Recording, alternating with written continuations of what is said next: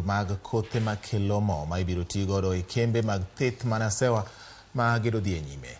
Ma timore jumbe adek bang' jatend migawo mar ohala Moses Kuria yawo ayanga kar timo ohala e gwenge mag Matayos moriwo boma ma Busia mabiro kawo milion 500. Lokruok biro bedo maber machiegni ni ka osechak gero kar ohala. Jalup gavana e kaunti ma Busia Arthur Odero koni kaunti no kotimo limbe mare e gwenge makono jiwo jopur ni ka ok giluwore gi weche mag pur, gweng'no biro kelo ohala ne jodak e kaunti ma Libamba.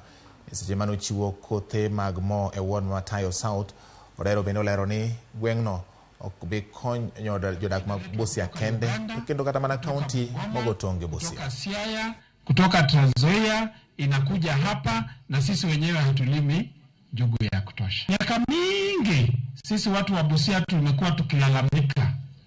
Hatuna viwanda, hatuna manufaa kwa serikali, hatuna mambo haya. Leo hii tumeletewa viwanda. Hebu sasa muniangalie kwa uso, muniambie tutafaidika ama tutalalamika. Lakini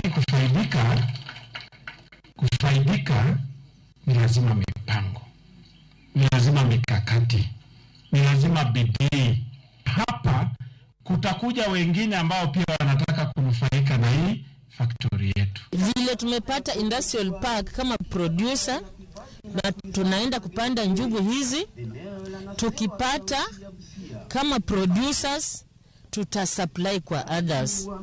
Before tulikuwa tunauzia watu wa Kalro, sasa tuko na watu wa SDSP, na vile tunapanda kwa EPZ tutakuwa vizuri. Sasa tunapanda sisi, ndio baadaye tutahusia wengine wapande tena next year, tena wapande kifika 2025. Hiyo ndio njugu ndio itakuwa on the ground for oil processing.